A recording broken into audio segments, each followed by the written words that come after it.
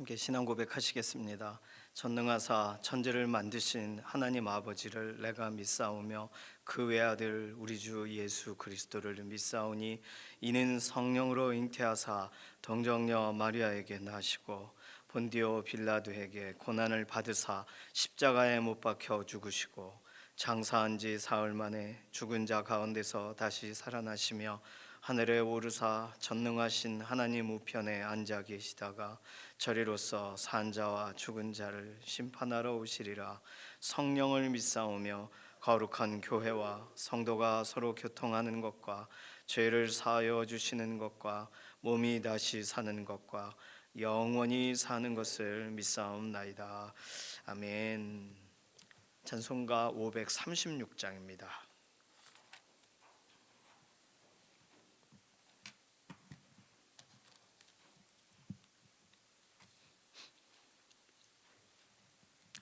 536장.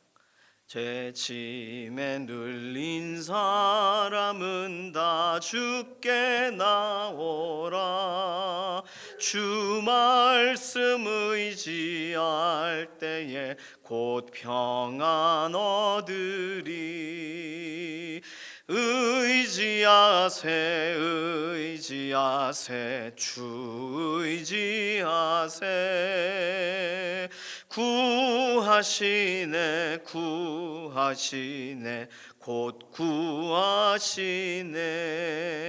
참 구원 주신 주께서 보혈을 흘렸네.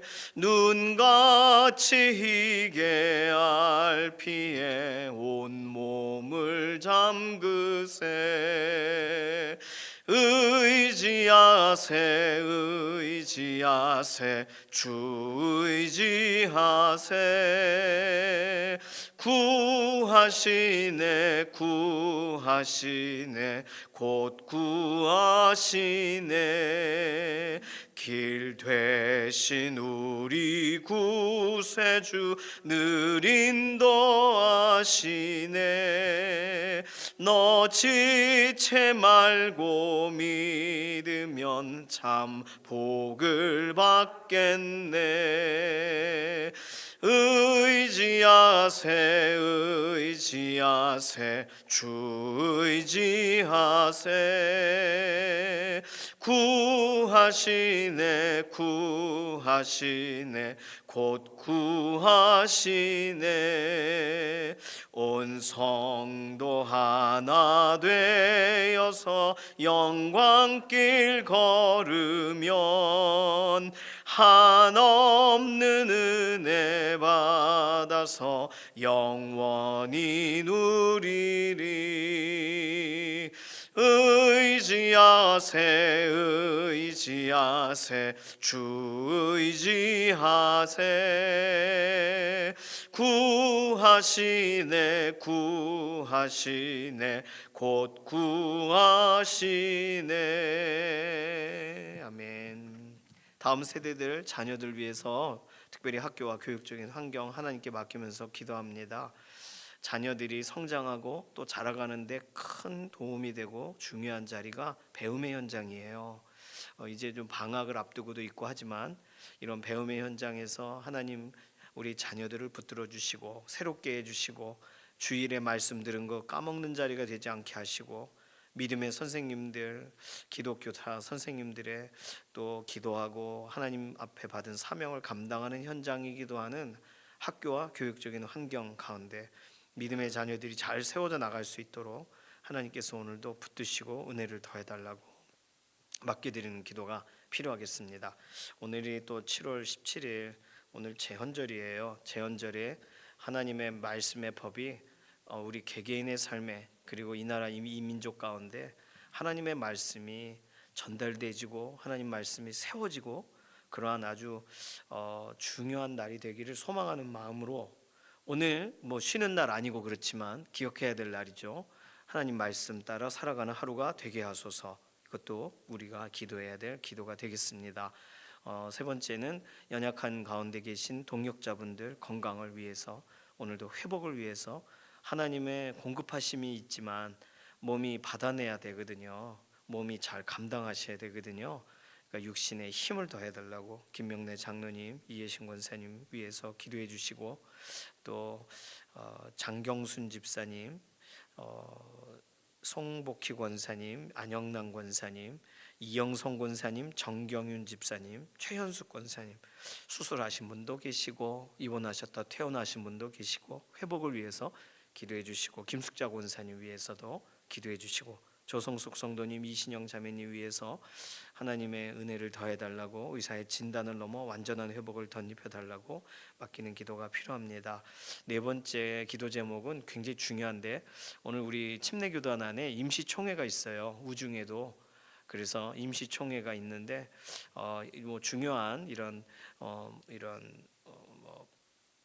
교단 뭐 관련된 이렇게 뭐 법 같은 거 이렇게 다시 개정해야 되는 부분도 있는데, 이렇게 이해관계 때문에 이렇게 좀 임시총회가 열리게 되었습니다. 그래서 이 문제가 좀 해결이 되고 매듭이 지어지고 봉합이 되는 날이 되게 해달라고 목사님들이 같은 마음으로 이 모든 일들을 잘 진행하고 가장 선한 쪽으로 결정 짓는 날이 되게 해달라고 교단 총회, 임시총회 위해서 기도해 주시기를 바랍니다. 이런 기도 제목 가지고서 잠시 통성으로 기도합니다.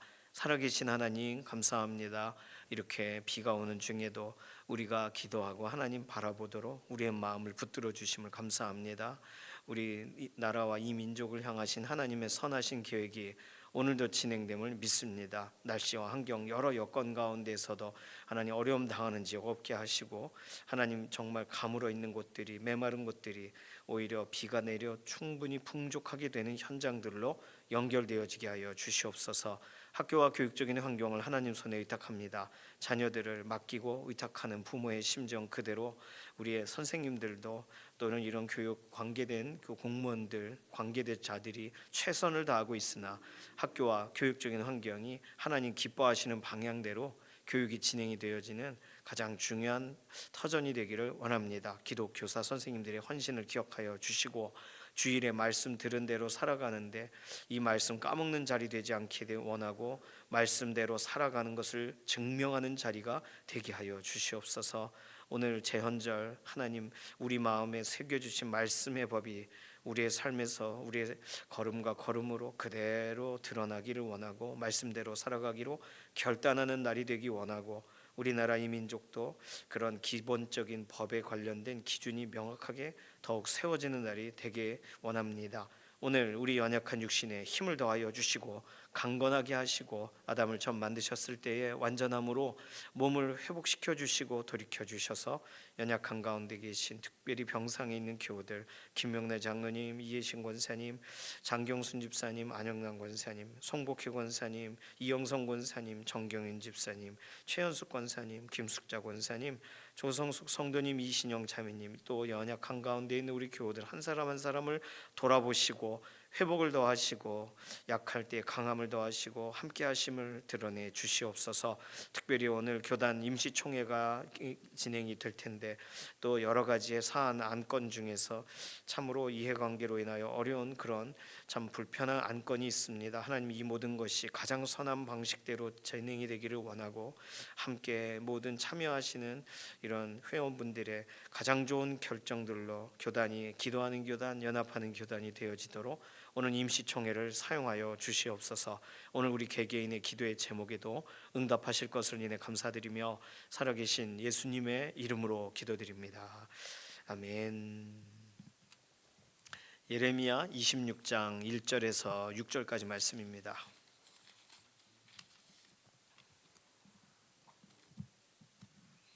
예레미야 26장 1절에서 6절까지, 7절까지 읽어도 되는데요, 7절은 내일 본문하고도 연결되어 있습니다. 그래서 6절까지만 읽어도 되겠습니다. 26장 1절에서 6절 함께 읽습니다. 유다의 왕 요시아의 아들 여호야김이 다스리기 시작한 때에 여호와께로부터 이 말씀이 임하여 이르시되, 여호와께서 이와 같이 말씀하시니라. 너는 여호와의 성전뜰에 서서 유다 모든 성읍에서 여호와의 성전에 와서 예배하는 자에게 내가 내게 명령하여 이르게 한 모든 말을 전하되 한마디도 감하지 말라. 그들이 듣고 혹시 각각 그 악한 길에서 돌아오리라. 그리하면 내가 그들의 악행으로 말미암아 그들에게 재앙을 내리려 하던 뜻을 돌이키리라. 너는 그들에게 이와 같이 이르라.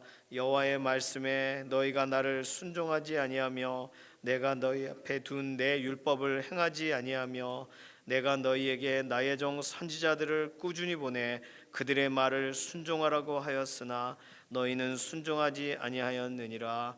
내가 이 성전을 실로같이 되게 하고 이 성을 세계 모든 민족의 저주거리가 되게 하리라 하셨느니라. 아멘. 자, 예레미야 26장 오늘 성전 뜰에서 성전 앞에서 선포하는 이 선포는요, 예레미야 7장에 이미 한 번 있었습니다. 7장 1절에서 15절까지의 내용이 있었어요. 똑같은 사건이 아니에요. 그런데 동일하게 또 비슷하게 전달을 해요. 물론 이걸 똑같은 사건으로 보는 사람들도 있는데 성전 설교가 이렇게 짧지만 7장 1절에서 15절까지가 있었고 그때 당시에는 하나님이 직접적으로 선포하시는 내용들인데 오늘 우리가 이제 오늘 내일 이렇게 토요일까지 읽게 될 예레미야 26장은 7장 1절에서 15절로 끝날 이야기를 1절에서 24절까지 길게 설명합니다. 무슨 말이냐면 하나님이 직접적으로 선포하고 딱 끝나는 내용이 예레미야 7장이에요. 그런데 예레미야 26장은 비슷한 사건을 가지고서 공동체가 이걸 받아들일 거냐 말 거냐 하는 고민의 이야기도 좀 포괄해서 설명하고 있는 내용이 오늘 그리고 내일 모레까지 연결되는 본문입니다. 내용은 같아요.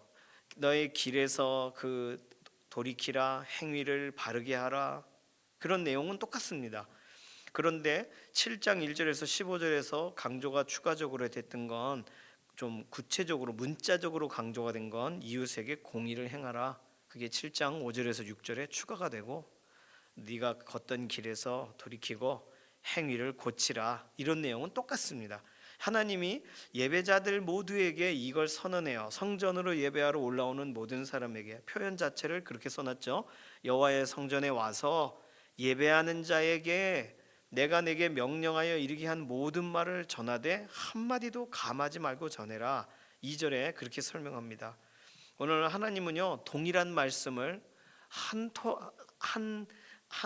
그 전미사 접두사 하나도 바꾸지 말고 그대로 전하라고 말씀을 하세요.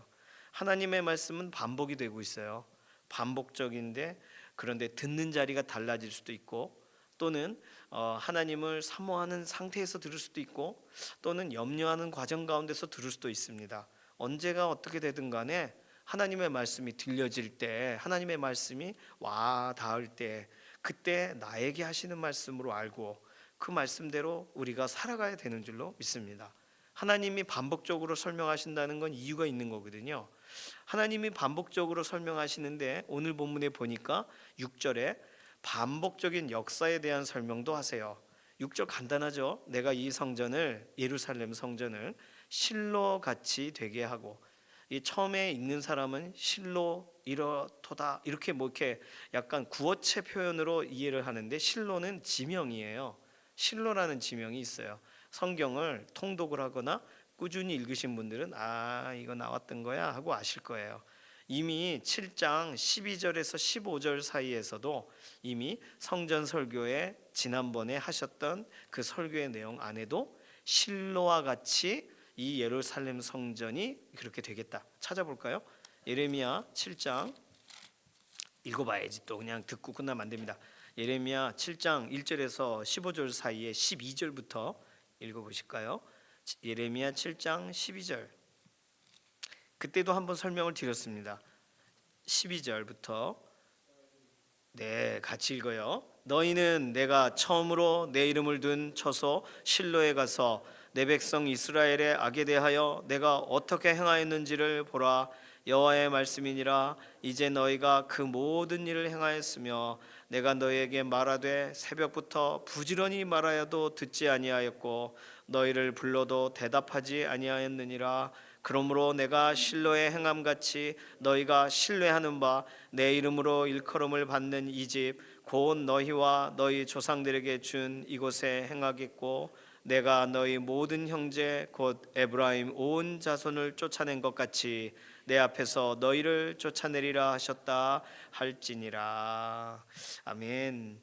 여기 예레미야 7장에서도 말씀을 하셨고 또 예레미야 오늘 26장에서도 말씀하세요. 이것을 예레미야 7장은 이렇게 일어난 어떤 하나님의 말씀을 모아놓은 것을 순서대로 한 것이고 예레미야 26장은 사건을 설명한다 이렇게도 학자가 보기도 합니다. 왜냐하면 거의 흡사하거든요. 7장 2절 보세요. 너는 여호와의 집 문에 서서 이 말을 선포하여 이르기를 여호와께 예배하러 이 문으로 들어가는 유다 사람들아 여호와의 말씀을 들으라. 거의 똑같죠 내용이. 뭐 같은 사건이든 다른 사건이든 중요하지 않습니다. 시점을 설명한 것이 26장이에요. 여호야김이 다스리기 시작한 때에 이 말씀이 임하니라 그랬고 7장에서는 그런 정확한 선포된 시점이 써 있지가 않아요. 어쨌든 하나님은 예레미야서에 똑같은 내용을 두 번 기록하고 계세요. 그렇다면 우리에게 들으라 다시금 바라보란 내용입니다. 실로와 같이 실로라는 지역 그때도 7장 설명드릴 때 말씀했는데 앞에 7장을 읽으니까 처음 처소를 세웠던 실로라는 표현이 나오죠.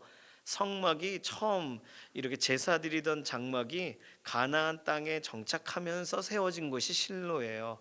실로에서 여호수아 18장에 땅을 분배하기도 하고 하면서 그곳이 실로라는 아주 중요한 지역입니다. 그러다 보니까 실로라는 곳은 역사적으로 의미 있는 곳, 그래서 나중에 우상 숭배하는 곳이 돼버려요. 그것이 문제죠. 사무엘상 때는요 희생 제사를 드리기도 합니다. 그곳에서. 그러나 하나님이 아수르 침공 당시 북이스라엘이 다 회파되고 그때 실로라는 곳도 다 이것저것 없어지고 나중에는 역사적으로 블레셋이 실로라는 곳을 다 무너뜨린다라고 알려져 있습니다. 그러니 그와 한때 하나님의 장막이 있던 곳이 아닌가, 그곳에 함께 하나님 앞에 뭔가 메시지가 있었던 것이 아닌가. 근데 그 땅이 어떻게 됐다고요? 아무것도 아닌 것이 되고 세계 모든 민족의 저주거리가 되게 예루살렘도 실로처럼 똑같이 그렇게 되게 하리라 이렇게 말하는 거죠. 물론 예수님에 대해 이후에 실로가 오리라 하며 인명, 사람을 설명할 때 실로라는 단어를 쓰기도 해요. 그건 전혀 다른 거예요. 여기는 지명을 설명하고 있습니다. 그래서 하나님이 지난번에 그 있었던 역사처럼 북이스라엘에 진행된 역사처럼 동일하게 남유다에도 똑같이 하시리라. 자, 그러면 예레미야 7장에서 이미 설명을 하시고 26장에 또 설명을 하고 계시면 최소한 두 번 설명하시는 거니까 예레미야서가 기록되고 또 선포되는 당시에는 하나님께서 이 부분을 더욱 명확하게 말씀하셨다는 뜻이 돼요. 그런데 이 당시에 여호야김 왕도 그렇고 또 여호야김 이후에 세워지는 다른 왕들도 하나님의 이 말씀을 듣지를 않아요. 예루살렘은 영원하리라 이렇게 생각하는 거예요. 분명히 하나님은 실로와 같이 똑같이 예루살렘도 회파가 되게 만들고 어디 있더라? 이게 원래 어디에 이 장막터가 있었지? 알아볼 수 없을 만큼 부서지게 하시는 것이 하나님의 계획인데 사람들은 그걸 듣지를 않아요. 오늘 1자는 7절은 이 말을 제사장들과 선지자들과 모든 백성이 듣더라 했습니다. 그러나 들었지만 들은 것에 대해서 온전하게 반응을 하는 것은 우리 몫이죠.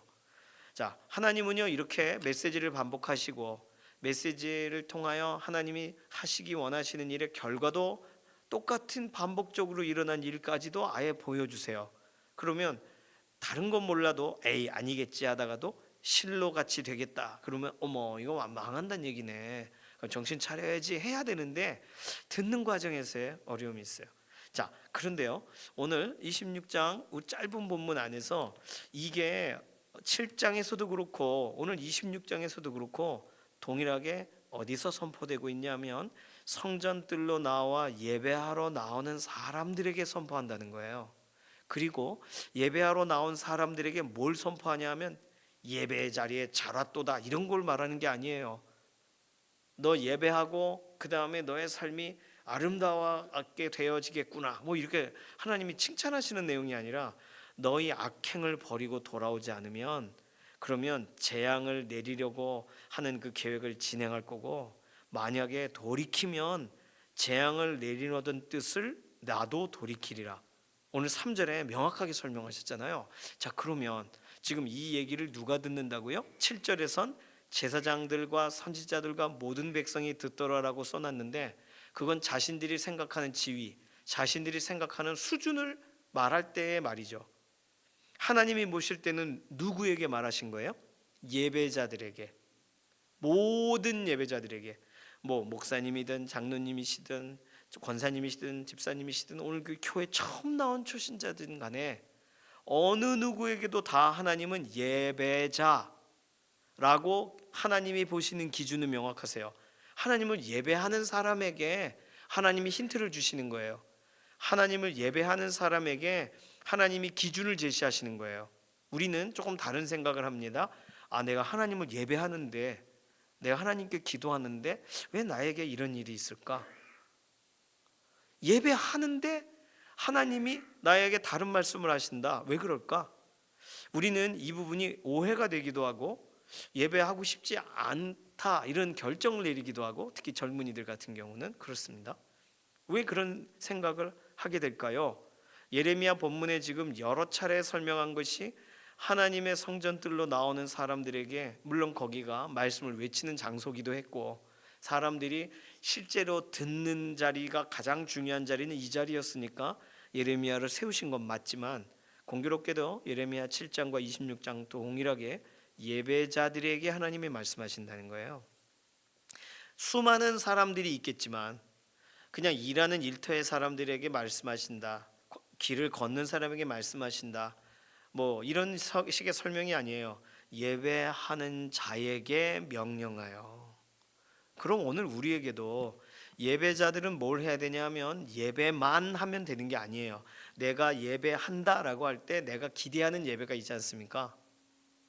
하나님이 기대하시는 예배가 있지만, 예를 들어 주일 예배할 때 우리가 기대하는 게 있어요. 그리고 예를 들어 이제 청년들 같은 경우는 어디 찬양 집회를 간다 그럼 기대하는 게 있어요. 뭘 기대하겠어요? 찬양 집회 때 그냥 완전히 내 삶이 다 그냥 확 뒤집어지는 막 찬양이 막 확 빨려 들어가고 막 수련회를 기대해요. 가가지고 내 인생이 확 바뀌었으면 좋겠고 그래요. 그러한 소망을 주세요, 하나님이. 그래서 예배자들이 예배하러 성전으로 올라가는 겁니다. 그런데 소망을 가진 자들에게, 하나님에 대한 사모함을 가진 사람들에게 말씀대로 따르지 않으면 재앙이 임하리라는 선포를 하게 하시는 것도 하나님의 예배자들을 향한 방식이시라는 거예요. 그러면 오늘 우리는 하나님을 예배하는 자리에서 예배자에게 합당하고 예배자를 권면하는 메시지를 듣기 원할 때, 하나님이 또 다른 메시지를 전하시는 것 같은 날 우리는 마음이 힘든단 말이에요. 그래서 안 받아들이는 걸지도 몰라요. 내일 본문과 연관돼서 쭉 보면 사람들이 막 고민해요. 저거 어떻게 했죠? 예레미야를 죽여야 돼? 살려야 돼? 이런 막 얘기를 하고, 아니야 그 예전에도 히스기야 당시에 뭐 이런 일이 있었는데 그때 그렇게 하면 안 됐더라고. 이런 걸 다 떠올리고 막 자기들끼리 막 결정을 못 내리고 고민해요. 그리고는 여호야김이 한방 행동을 합니다. 뭐 이런 게 이후에 본문에 기록이 되어 있습니다. 26장 안에 예배자들이 갈등을 해요. 예배자들이 자신들의 정치적인 기준에 의해서 행동해요. 예배자들이 자신들이 마음에 담아있는 다른 메시지에 지금 들려오는 메시지를 평가해요. 그런 일들이 벌어지는 거예요. 오늘 메시지를요, 오늘 여호야김이 다스리기 시작한 때에 라고 말했는데 이때는 좋을 때가 아닙니다. 국난의 현장이에요. 왜냐하면 살룸이라는 여호아스라는 왕이 세워졌을 때 폐위를 시키잖아요. 애굽으로 끌려가면서 엘리야김이라는 사람을 여호야김이라고 부르면서 세워요. 애굽이 세운 거예요. 애굽에 의해 세워진 왕입니다, 여호야김이. 그러니까 이러고 있다가 이제 이 바벨론이 침공한단 말이에요. 엘리야김 때, 여호야김 때 같은 사람입니다. 여호야김 그렇게 어려움을 당해요. 그러니까 왕으로 세워졌지만 그 아버지 요시야 때 같은 상황이 아니고, 그리고 막내인 살롬이 이미 끌려갔고, 그래서 형인 여호야김이 지금 세워진 상태란 말이죠. 심지어 시드기야, 여호야김의 아들인 이 여고니아라고 부르는 여호야긴이 세워지지만 금방 끌려가고 안 돼서 이 요시야의 아들들의 숙부에 해당되는 시드기야가 세워진단 말이에요. 복잡하게 왕들을 세워요. 누가 세우니까? 아이 그 참 다른 나라에서 세우니까. 살룸 같은 경우나 이 나라에서 우리 이 요시야 왕 닮은 이 아들을 세웁시다. 이렇게 해서 처음 세워지지 나머지는 다 다른 나라에서 세워요. 국정 간섭을 한단 말이죠. 이런 국난의 시기에 사람들은 어떤 마음으로 예배하러 왔을까요? 여호와의 성전으로 올라갈 때의 심정은 어떨까요? 통회하는 마음도 있을 수 있고 절기를 지키기 위해 모이는 시점일 테니까 절기를 지키면서 하나님 우리를 불쌍히 여겨주소서라고 하는 마음으로 올 수도 있습니다. 아니면은 지난 주간에 있었던 가장 행복하고 즐거운 일로 화목제 제사 준비하려고 올라가는 사람이 있을 수도 있겠고 다양한 예배자들이 있어요. 그 다양한 예배자들에게 하나님은 이렇게 모두가 다 들을 수 있는 메시지로 주신 것이 악한 길에서 돌아와라 그러면 재앙을 내리지 아니하리라 여전히 말했으나 순종하는 자 하나도 없구나. 딱 그 내용이에요. 예배자들이 들어야 될 내용인가요? 하나님은 예배자에게 말하고 싶어 하시는 거예요. 개인 예배를 넘어서서 하나님께서 이 시대를 관통하는 말씀을 지금 들려주시는 거예요. 이걸 지금 들을 거냐 말 거냐를 내일 본문부터 고민합니다. 예배자는 예배만 하면 되는 거예요? 예배자라면 듣는 사람이 돼야 하는 줄로 믿습니다. 들을 줄 알고 예배자에게 선언하시는 거예요. 하나님이 저 중에 듣는 자가 있겠지 하고. 그런데 지금 내 예배에 팔려 있어요. 지금 내가 확 예배 드리고 난 빨리 직장 출근해야 돼. 난 이 시간에 난 저희 집중할 수 없어. 뭐 선한 사마리아인 관련된 비유 그거와 거의 비슷한 이야기 같은 게 오늘 내일 본문에 연결된다고 생각해도 되겠습니다. 제사장들은 어떻게 반응할까요? 선지자들은 뭐라고 반응할까요? 이 말을 들은. 그리고 모든 백성들은 어떤 반응을 할까요? 천둥이 치면서 각각의 반응이 다 다를 겁니다. 그런데 하나님이 원하시는 반응은 뭐예요? 순종. 하나님의 말씀을 따를 사람을 찾으시는 거예요. 내가 하고 싶은 예배를 하는 사람들로 끝나지 않도록 하나님을 존중하고 하나님이 말씀하시는 것을 따라가는 예배자가 되게 하시려고 예배자에게 말씀하시는데 지금 예배자들이 집중할 수가 없단 말이에요. 왜요? 내 예배, 내 그 예배를 집례해야 되는 제사장 자기 역할들이 있어요. 오늘 우리는 어떻습니까? 예배자들에게 의도적으로 말씀하시는 하나님, 그 문제 많은 저 사람에게 말씀하세요. 이렇게 생각할 만한 이런 예배자가 갑자기 반항자가 될 수 있는 왜 그런 메시지를 왜 우리로 말하면 주일 예배 전에 안내하시는 분이 죄 지은 자는 회개하고 들어오라 그러면 누가 들어오겠어요? 그런 메시지예요. 그러나 하나님이 오늘도 우리에게 하나님께 고개 숙이고 하나님께 우리가 무릎을 꿇고 겸허히 향하는 예배자, 어느 예배자에게도 하나님은 하나님이 하고 싶으신 말씀을 하실 거라는 거예요. 오늘 우리는 들을 준비를 해야 되는 줄로 믿습니다. 예배하는 자세로 듣게, 그래서 하나님의 도구가 되도록 한 사람이라도 예배자에서 삶의 예배자가 되도록, 그것이 하나님이 오늘도 하나님 앞에 한 걸음 나오는 사람들을 향하여 하나님의 기준을 제시하시는 이유예요. 그 사람들이 문제가 있고 어떻고 이런 것을 막 하나님이 더 설명하진 않으세요. 아주 간단합니다. 이 시대가 회개하지 않아 그러면 너희들이 회개하라, 뭐 대신 회개하라, 복을 주리라, 이런 것도 아니에요. 오늘 본문에 보면 오늘 예배하러 오는 모든 사람들이 다 나쁜 사람들이겠습니까? 다 악행을 아주 일삼고 아주 그냥 얼굴 싹 깔고 예배하러 쓱 웃으러 오는 그 모든 아주 흉악한 100%의 사람이 다 흉악한 사람들이겠어요? 아닐 겁니다. 그러나 예배자는 알아들어야 돼요. 저 메시지가 뭔지, 왜 내가 지금 들어야 되는지를 알아들어야 돼요. 괜찮다 하는 얘기가 많습니다. 그러나 하나님이 말씀하시는 말씀 앞에 예배자라면 듣는다는 거예요. 오늘 그렇게 살아가야 되는 줄로 믿습니다.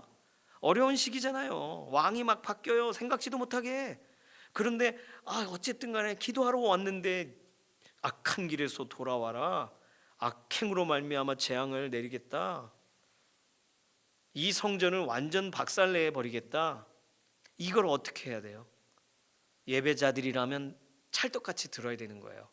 하나님 모르겠으나 하나님의 의도는 모르겠지만 하나님의 말씀이 들려진 건 명확합니다. 그러니 하나님의 말씀대로 하나님 저는 순종하기 원하고 하나님 집행하기 원하시는 대로 되어져야만 옳습니다. 이것이 예배자가 해야 될 기도입니다.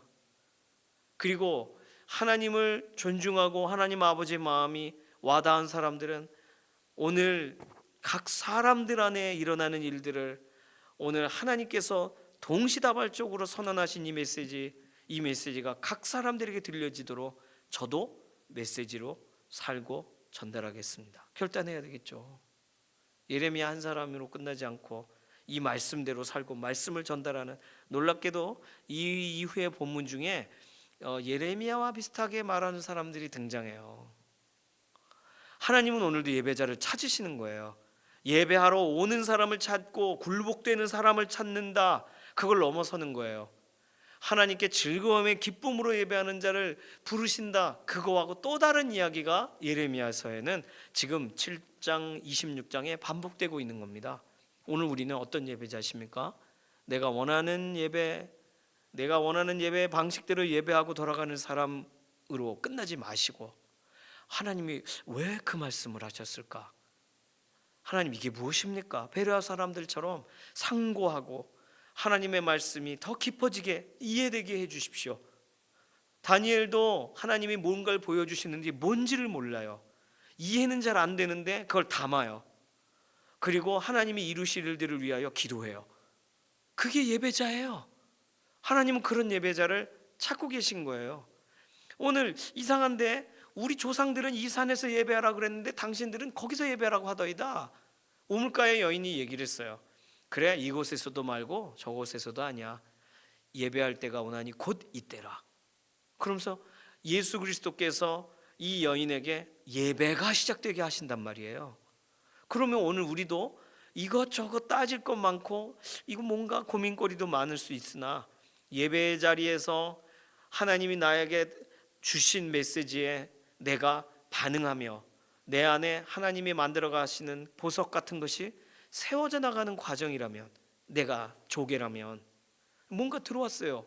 근데 막 아파요. 그래서 이렇게 하다 보니까 진주가 됐어요. 뭐 조개를 위해 진주가 유익한 건 아니지만 우리의 인생 가운데 하나님이 무언가를 메시지를 주시면서 그 메시지로 인하여 뭘까, 무슨 뜻일까 하며 막 뒹굴고 어떤 때는 아파하고 다른 사람에게 전하라는 거냐, 나에 대한 것인가, 그럼 하나님 나를 쳐서 복종합니다. 다른 사람에게 전하라는 거냐, 그러면 누구에게 전해야 되나, 이런 고심이 있고 예배자에게 하나님이 주시는 함께 가자고 하시는 초청이에요. 오늘 예배자들은 듣는 자들이 되어야 하는 줄로 믿습니다. 오늘 우리가 들어야 되고 나를 향한 메시지가 아니면 전달하면 될 거 아니에요. 나를 향한 메시지라면 내가 적용을 해야만 되는 문제고, 그러니 오늘 하나님이 나에게 말씀을 주실 때 그 말씀을 녹이시고 그 말씀에 녹아지시고 말씀을 수종드시고 말씀을 따라가는, 오늘 나 개인 예배하러 왔다가 공동체가 함께 나아가는 방향에 가장 첫 예배자가 되는, 첫 열매가 되는 거 얼마나 복되고 좋습니까? 오늘 그러한 초청을 하고 계시다고 본문을 읽으면 나의 오늘 예배는 어때 해야 되는가에 대한 고민을 하게 되는 거예요. 오늘 이 새벽에 믿음의 동역자분들은 오늘 하나님께서 나로 부르시고 초청하고 말씀하실 때 그 말씀에 반응하시고 다른 사람 먼저 주려고 하지 마시고 그 말씀 나에게 이게 뭘까? 하나님 해석해 주십시오. 알려주십시오. 성령님 깨닫게 해주십시오. 내 안에 이 말씀이 무엇인지가 이해가 되게 해주십시오. 믿어지게 해주십시오. 그래서 내 안에 좀 더 머물고 그 말씀을 따라가 정말 그냥 지나쳤더라면 아쉬울 뻔했던, 정말 큰일 날 뻔했던 그 말씀을, 복된 말씀을 만나시는 그런 복된 예배자 되시기를 소망합니다. 이 시간 기도하겠습니다. 이 시간 기도할 때 오늘 하나님께 예배함으로, 하나님을 존중함으로 하루를 살아갑니다. 하나님 말씀하시옵소서. 그래서 예배하는 그 걸음에 주어진 말씀으로 오늘 하나님을 더 바라보며 나아가는 그런 듣는 예배자가 되게 하여 주시옵소서. 우리 자신 맡기는 기도로 잠시 통성으로 기도합니다. 살아계신 하나님 감사합니다. 오늘 말씀 읽으니까 예배하러 올라오는 모든 사람들에게 선포된 말씀, 그 말씀의 무게를 하나님 감당하고 이 말씀이 무엇인가 상고하고 그 말씀을 따라가다 보니 왜 주셨는지를 깨닫게 되는 듣는 예배자가 되기를 원합니다. 나의 예배로 끝나지 않고 하나님이 이끄시는 대로 예배하는 예배자가 되기 원하오니 오늘 믿음의 동역자 한 사람 한 사람 하나님 세워주시고 하나님을 기뻐하는 믿음의 예배로 하나님을 존중하는 하루가 되게 하여 주시옵소서. 감사드리며 살아계신 예수님의 이름으로 기도드립니다. 아멘. 찬송가 425장입니다.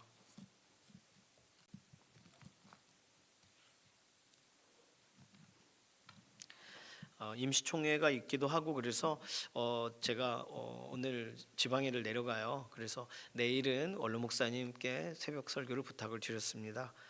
임시총회 관련돼서 잘 해결되도록 꼭 기도해 주시기를 바랍니다. 찬송가 425장 1절과 4절 부르겠습니다. 주님의 뜻을 이루소서 고요한 중에 기다리니 진흙과 같은 날 빚으사 주님의 형상 만드소서 주님의 뜻을 이루소서 온전히 나를 주장하사 주님과 함께 동행함을 만민이 알게 하옵소서. 아멘. 주님께서 가르치신 기도합니다. 하늘에 계신 우리 아버지여 이름이 거룩히 여김을 받으시오며 나라의 임하옵시며 뜻이 하늘에서 이루어진 것 같이 땅에서도 이루어지이다. 오늘날 우리에게 일용할 양식을 주옵시고 우리가 우리에게 죄 지은 자를 사하여 준 것 같이 우리 죄를 사하여 주옵시고 우리를 시험에 들게 하지 마옵시며 다만 악에서 구하옵소서. 나라와 권세와 영광이 아버지께 영원히 있사옵나이다. 아멘.